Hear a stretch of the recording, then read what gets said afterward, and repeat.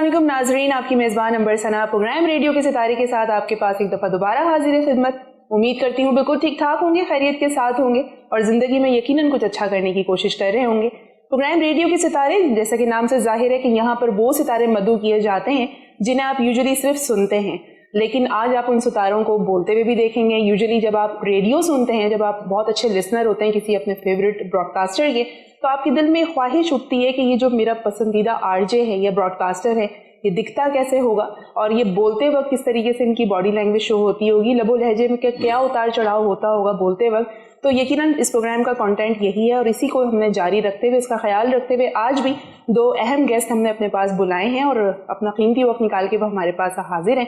कमर हमारे साथ मौजूद हैं, हानिया हमारे साथ मौजूद हैं और अपनी अपनी फील्ड में, अपने अपने प्रोफेशन में बहुत ज़्यादा नाम कमा चुके हैं और बहुत अच्छी परफॉर्मेंस दे रहे हैं। उनकी कहानी उन्हीं से जानेंगे और सबसे पहले करते हैं उनको वेलकम एंड अस्सलाम वालेकुम। वालेकुम अस्सलाम एंड बहुत बहुत शुक्रिया। Thank you very much. You always welcome. बहुत बहुत शुक्रिया आप लोगों ने वक्त निकाला, क्योंकि फी ज़माना जो मसरूफियात है उसमें से थोड़ा सा टाइम निकालना जो है ना वो बड़ा क्योंकि डिजिटल दौर है और जितने भी सारे काम हो रहे होते हैं वो कैटेगराइज वाइज डिस्ट्रीब्यूट हो रहे होते हैं। तो ऐसे में आपका बेहद शुक्रिया, आप लोगों ने यहाँ पे वक्त निकाला और दिया। रेडियो बेसिकली हम जो बात करेंगे रेडियो के हवाले से सारी बात करेंगे, तो कमर आपसे पूछूंगी रेडियो का ही शोबा मुंतखब क्यों किया आपने? शायद रेडियो पे आने से पहले मैं रेडियो प्रोग्राम सुना बहुत करता था। सही। और उसके बाद जब यूनिवर्सिटी में था मैं मास्टर्स कर रहा था इकोनॉमिक्स में, तो उस वक्त कुछ शोबाए अबलाग आमा की तरफ मेरा रुझान ज़्यादा था।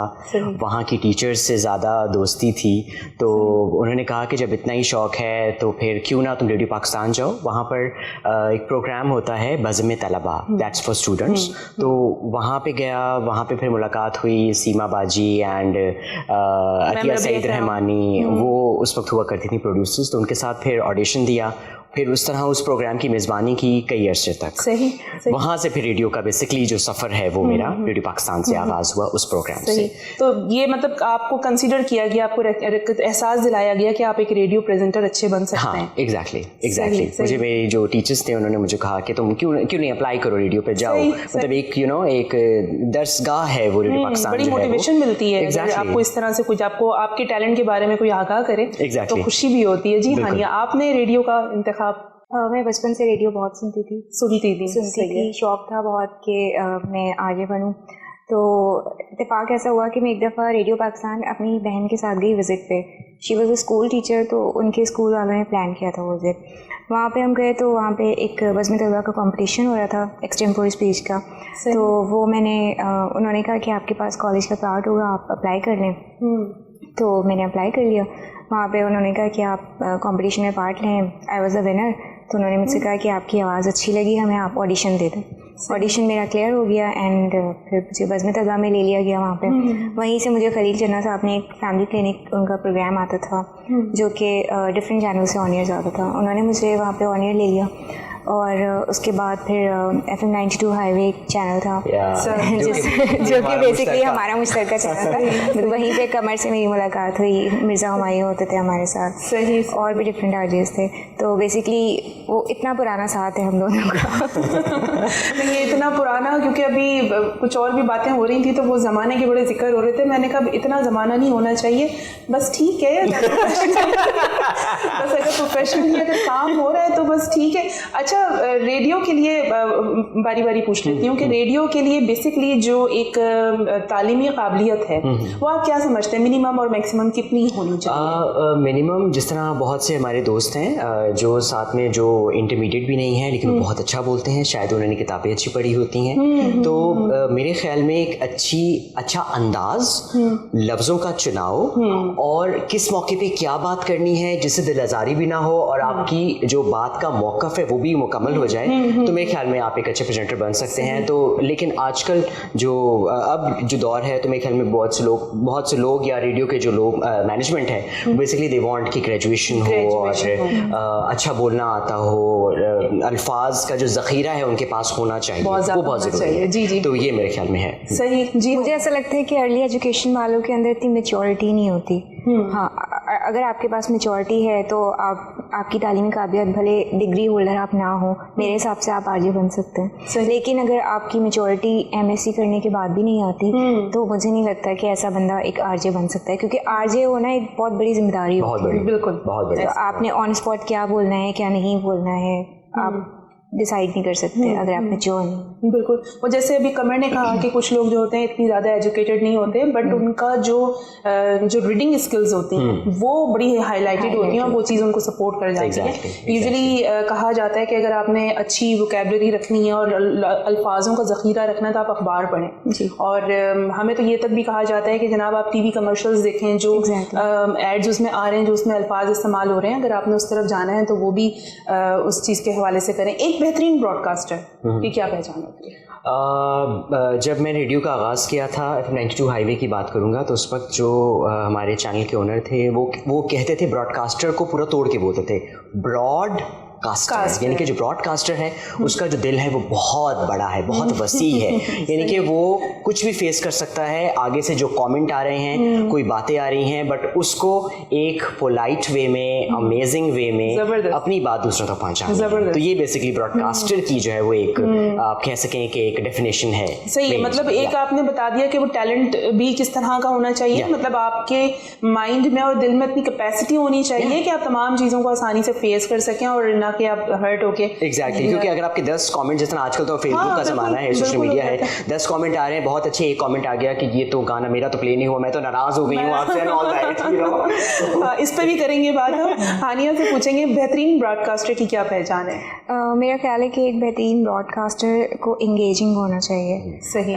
क्योंकि लोग आते हैं माइक पे बोलते हैं लेकिन उनको इंगेज करना नहीं आता लोगों को। एट टाइम्स मैंने ऐसे भी आरजे सुने, तो जितना इंगेजिंग होगा लोग उनके प्रोग्राम में उतना ही इन्वॉल्व होंगे। इन्वॉल्वमेंट को इन्हेंस करना, और जैसे वो मैं हमेशा कहती हूँ कि जब भी लिसनर अगर आपका अचानक ट्यून इन करते करते अगर आपके प्रोग्राम पर आके वो रुक गया है, आपके चैनल पे आके रुक गया, जाना चाहिए, उसको रुक जाना चाहिए। और अगर वो रुक गया है तो फिर आपकी ये कामयाबी होनी चाहिए कि वो वहाँ पे रुका है।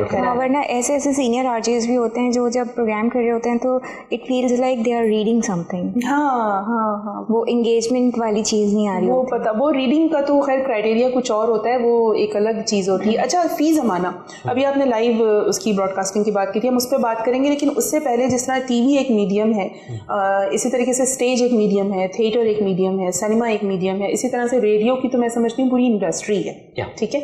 लेकिन आपको नहीं लगता कि उस रेडियो इंडस्ट्री को वैल्यू वो वाली नहीं मिलती है जो वो डिज़र्व करता है, और उसके मुकाबले में उसकी कंपैटिबिलिटी में टीवी मीडियम जो और दीगर मीडियम्स हैं वो ज़्यादा आइडेंटिफाइड हो रहे होते हैं, उनको शोहरत मिल रही होती है? आप क्या कहते हैं इस बारे में? बिल्कुल ऐसा ही है कि आज भी अगर जिस तरह मैं प्रोग्राम करता हूँ रेडियो पे, तो कहते हैं अच्छा रेडियो पे प्रोग्राम करते हो, कहाँ आता है, कौन से चैनल पे, यू नो, इस तरह, यू नो, आपको बहुत से वाज़ेह बताना पड़ता है। अगर टेलीविजन हो तो ऑफ कोर्स आप कहें कि फलाना चैनल और इतने बजे, अच्छा इस चैनल पे, तो ये बात है कि आज भी वो फौकियत उस तरह से नहीं मिलती रेडियो वाले मीडियम को।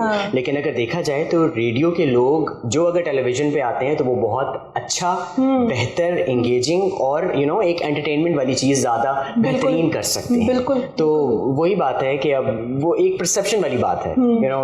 बिल्कुल ऐसे ही। हानिया, कितनी मेहनत करनी पड़ती है बताने के लिए कि आप रेडियो पर हैं? यकीन कर लें मैं कुछ हूँ, मेरे अंदर टैलेंट है। लोगों को आजकल ना सिर्फ गाड़ी में सुनना होता है रेडियो, इसके अलावा उनके पास टाइम नहीं होता कि वो बैठ के रेडियो सुने।